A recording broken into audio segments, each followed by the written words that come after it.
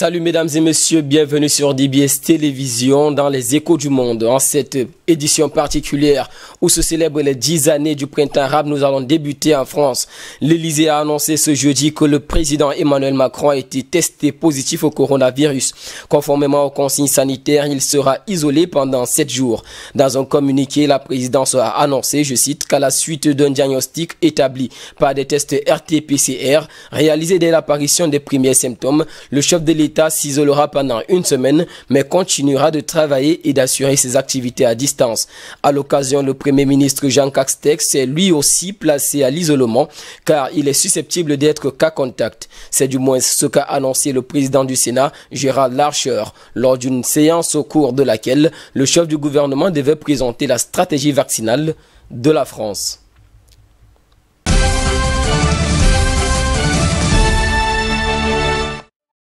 Restons en France et parlons de la présidente d'un parti d'opposition français, Valérie Pécresse, de la région Île-de-France, qui a plaidé ce jeudi pour que la droite et le centre organisent une primaire ouverte à tous les Français. Ceci dans l'optique de choisir un candidat commun pour la présidentielle de 2022. Sur la chaîne télévisée LCI, elle a plaidé pour un candidat de la droite et du centre unique. Pour cela, elle estime qu'il faudra une primaire, un départage, mais aussi une primaire ouverte, que tous les Français soient amenés à se prononcer. Ayant engrangé le soutien des 10 élus du centre droit au Conseil régional d'Île-de-France pour les élections régionales de 2021, Valérie Pécresse a considéré qu'avoir ce candidat unique face à Emmanuel Macron est une nécessité nationale, car le président de la République emprunte le discours de la droite, mais ne mène pas une politique de droite.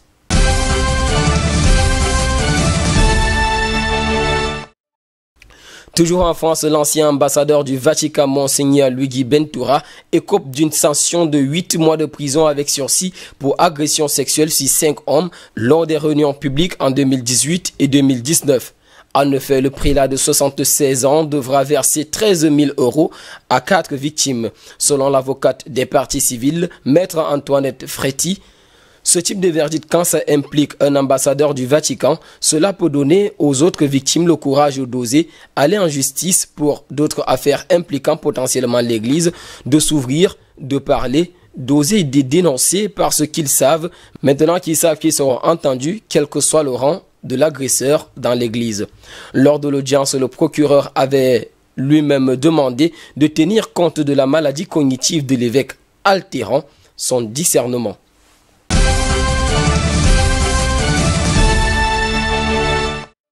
Aux États-Unis, selon les agences américaines de renseignement, une cyberattaque d'envergure contre plusieurs ministères a été découverte le week-end dernier et le gouvernement tente de mesurer l'étendue des dégâts.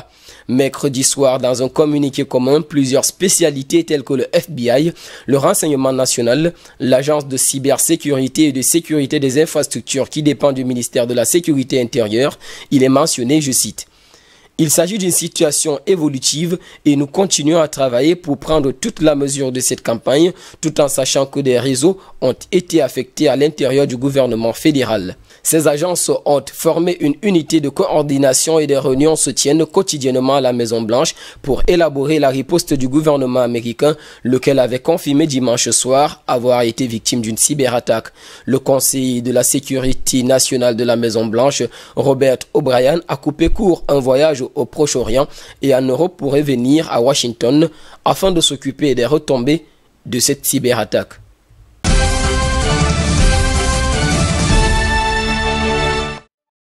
En Chine, 8 militants pro-démocratie, dont l'ancien député Long Hair, doivent se présenter à la cour pour avoir manifesté contre la loi de sécurité nationale.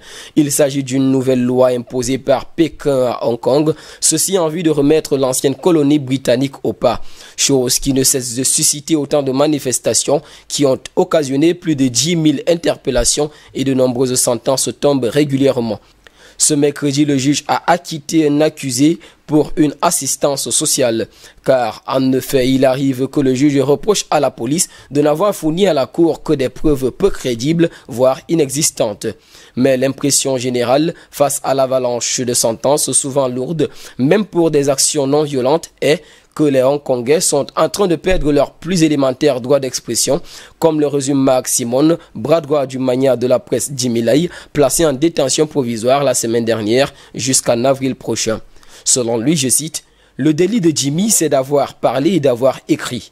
Et ils ont voulu l'empêcher de continuer.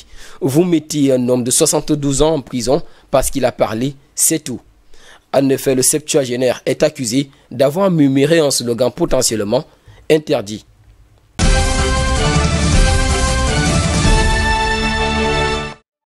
Et pour finir, au Chili, le Congrès a décidé mardi dernier que le peuple autochtone du pays participerait à la rédaction de la nouvelle constitution. Au total, 17 sièges leur seront réservés au sein de la future Assemblée constituante. Ces peuples ont massivement revendiqué plus des droits pendant les mouvements de contestation chiliens.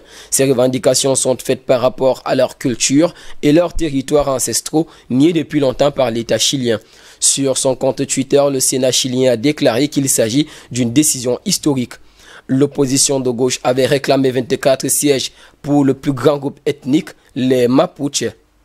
La coalition au pouvoir du président Sébastien Piñera proposait 15 sièges pour eux et le compromis a été arraché par une commission mixte puis adopté par les deux chambres. Le Chili compte 18 millions d'habitants. Les peuples autochtones représentent environ 12% de la population totale. Les indigènes souffrent d'inégalités sociales et d'une sous-représentation chronique en politique.